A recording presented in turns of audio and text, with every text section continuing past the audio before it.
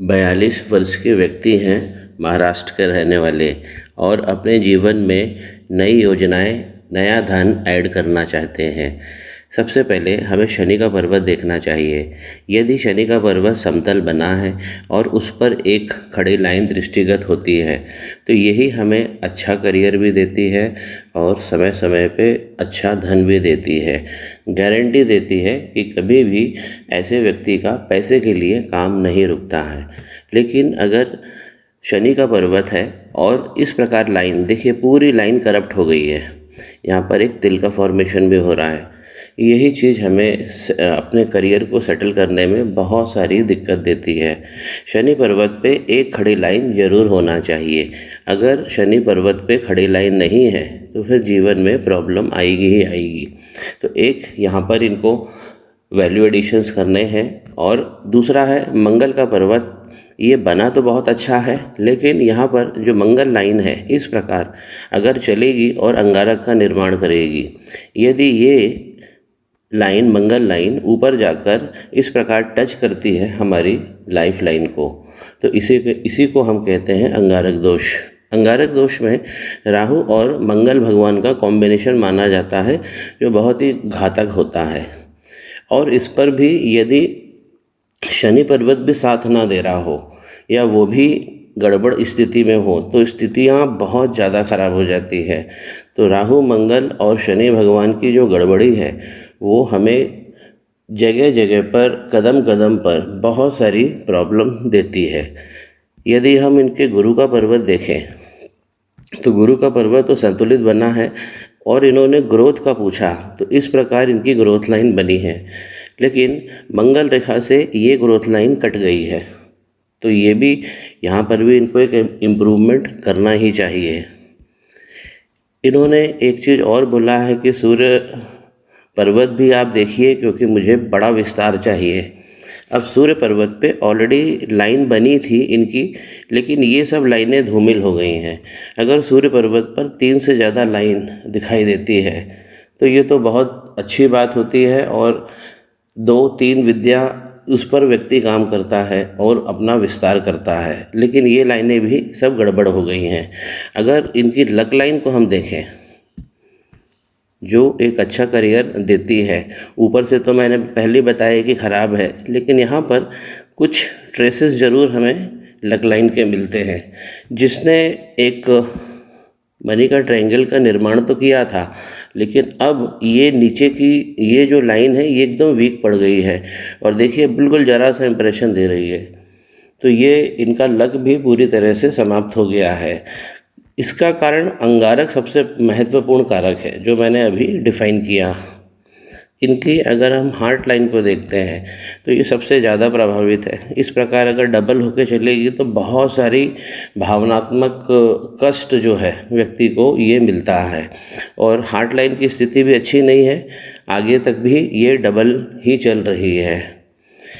अब अगर इनके अच्छे करियर और अच्छे धन की बात करें तो ऐसी कोई सूचना क्या मिलती है कि जहां हम देखकर बता सकें कि धन आएगा? जी हाँ, इनका जो दूसरा मणिबंध है वो सुंदर बना हुआ है, तो इसलिए धन आने की पूरी संभावना है। अगर दूसरा मणिबंध बना होता है तो अच्छा धन और अच्छा करियर ये तो हमें देगा ही देगा। हाथ में यदि हम सूर्य पर्वत पर पुनः देखें तो यदि हमें गोल गोल आकृति कहीं नज़र आती है इस प्रकार यहाँ पर, तो ये काल्प सर्प दोष को बताती है कि इस हाथ में काल्प सर्प दोष भी लगा है। जब भी काल्प सर्प दोष लगेगा तो सूर्य का पर्वत और चंद्र का पर्वत ये पावरलेस हो जाते हैं।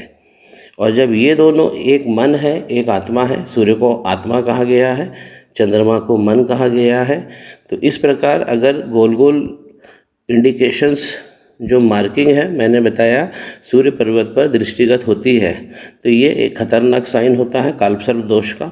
इसमें सूर्य का पर्वत और चंद्र का पर्वत बहुत ज़्यादा प्रभावित होता है। इनके हाथ में एक अच्छी चीज़ और है कि जो बुध का पर्वत है ये बहुत अच्छा बना है। इस प्रकार खड़ी हुई लाइनें व्यक्ति को वाचाल भी बनाती हैं और व्यक्ति अपनी वाणी व्यवहार से अच्छा धन को प्राप्त करता है।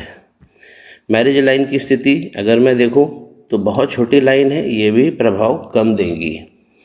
इनका एक सवाल और था कि मैं शेयर मार्केट में करना चाहता हूँ, लेकिन अगर मुझे कहीं प्रॉफ़िट मिलता है तो दूसरे दिन वो प्रॉफ़िट चला जाता है।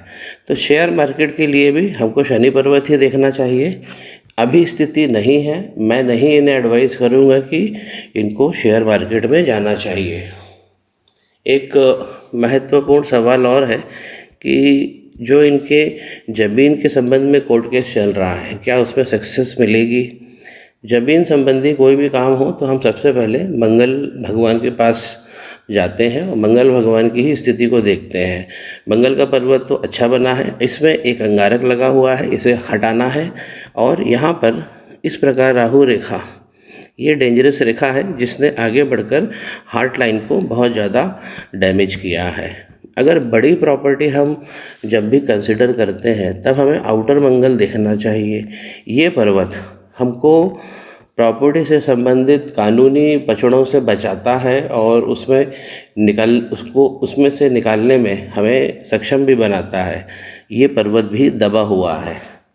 लेकिन इस प्रकार अगर कुछ भी लाइन आपको दिखती है आउटर मंगल पर, तो ये लाइनें पावर लाइनें होती हैं और आउटर मंगल में ये शक्तियाँ का संचार भी करती है।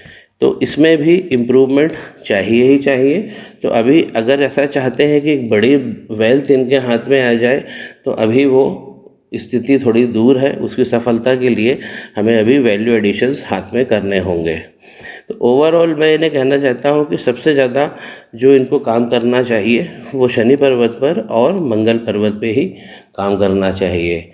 इनके जितने भी सवाल हैं उस सभी का जो संबंध है इन दोनों पर्वतों से ज़्यादा हो रहा है। रेमेडी इनकी लंबी होगी लेकिन सटीक होगी। श्री गणेश करें, पाम ब्लॉग को सब्सक्राइब।